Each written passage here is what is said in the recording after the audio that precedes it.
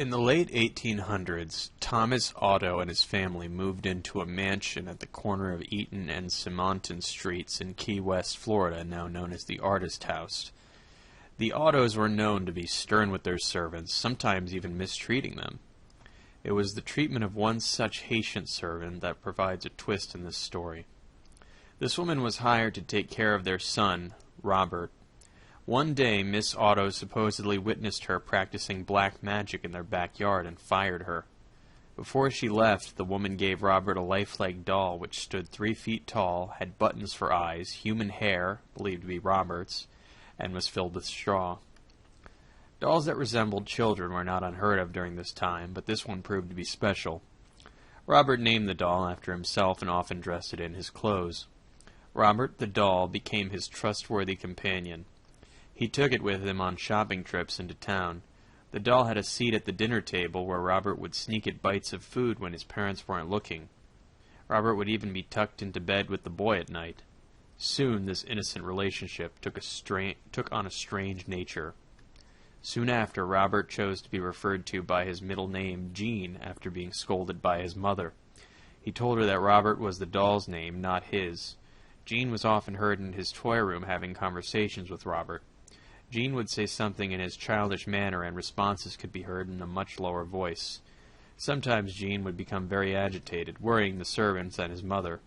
She would, on occasion, burst in to find her son cowering in a corner while Robert sat perched in a chair on the bed, glaring at him. This was only the beginning. Household objects would be found thrown across the room. Jean's toys turned up mutilated, and giggling could be heard. Whenever these unusual acts took place, Jean always said, "Robert did it." The boy took the punishment, but always insisted that the blame was Robert's. As the mischief grew, more and more servants took their leave as new ones were hired. The Otto's relatives felt it was time to do something. With the recommendation of a great aunt, Jean's parents removed Robert from his care and placed him in a box in the attic. This is where he resided for many years. After the death of his father, Jean was willed his boyhood home. He decided to live in the Victorian mansion with his new wife. Jean had become an artist and felt the house was spacious and would provide a place for him to paint. He went to the attic and dusted off his childhood toy. He became attached to the doll despite his wife's displeasure. Jean would take the doll along with him everywhere they went. He even sat in his favorite little chair while Jean and his wife slept nearby.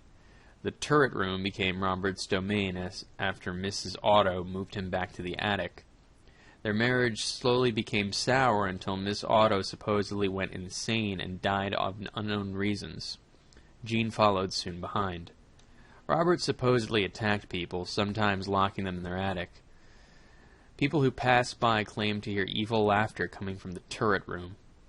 For some time, Robert remained in the empty house by himself until a new family purchased the mansion and restored it. The doll was once again moved to the attic. This pleased it as much as the last time. The doll was often found throughout the house. On one certain night, Robert was found at the foot of the owner's bed, giggling with a kitchen knife in hand. This was enough to send them fleeing from the home. Robert was later moved to the East Murillo Museum in Key West, where he sits perched in a glass box. Despite his new living quarters, the doll is believed to not have given up his menacing ways. Visitors and employees claim that they have seen the doll move. His smile has been known to turn into a scowl. One employee cleaned Robert, turned off all the lights, and left for the night. The next day he returned to find the lights turned on, Robert sitting in a different position than the night before, and a fresh layer of dust on his shoes. Some say he'll even curse you. If you want to take a picture of him, you must ask politely. He'll tilt his head in permission. However, if he doesn't and you take the picture anyway, a curse will befall upon you and anyone who accompanied you to the museum. The same will happen if you make fun of him. To this day, Robert remains at the East Martello Museum in his sailor suit clutching his stuffed lion, continuing his menacing ways.